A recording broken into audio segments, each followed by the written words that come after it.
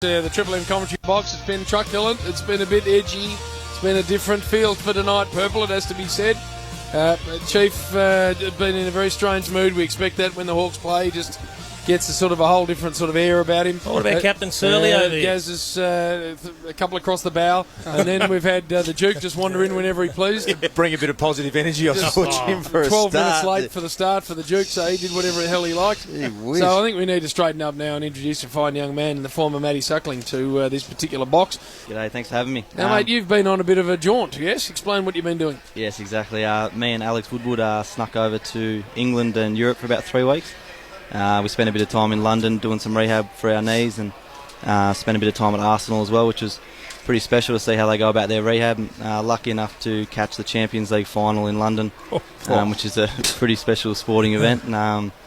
And then moved around Europe a little bit. Got to go to the French Open in Paris, and then spent a bit of time sunbaking in Barcelona. So it's been quite good. Really struggle the modern player, Jim, don't they, for opportunity? And it's almost worth doing a knee for that. We went to Daylesford the first 4 years I played at the Bulldogs. That was as far as we got. I need to ask, Suckers, because words come through from someone at the club that instead of getting around on the regulation crutches, you've been seen using, is it the grandfather's walking stick with a little bit of style? Yeah, I went down to St Vinny's there in Hawthorn and picked out a nice wooden walking stick and was repping that for a few weeks, which is nice.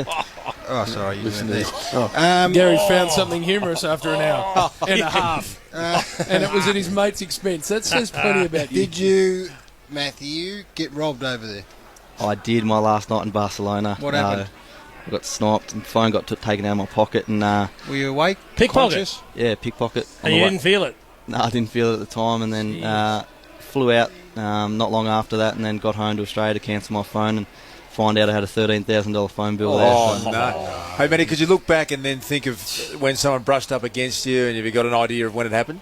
Yeah, you can remember a couple ladies coming up to me and Oh, hello. yeah, they were sort of groping and stuff like that, and it was hard. And, yeah, they sniped me. What happens with the phone bill then? Yeah, I'm in talks with Vodafone at the moment to try and get that sorted. Chief, Sort step that in and out, sort man. that out. What are you It doing, has nothing Chief? to do with me. Yes, it has. It has nothing One to of do with your me. young men. My concern is that he was just a little bit led astray by some female interaction, Jim. That's the greater concern here, that he lost a little bit of What, you focus. expected that wouldn't happen. No, but I expect you just check your pockets after it's done. It's one of the only knocks on what is an otherwise beautiful city, Barcelona. That happens way too regularly in that part of the world. Matty, speaking of strange cats, Brian Lake's not your regulation guy. He's got some quirks about him. How's he fitted in?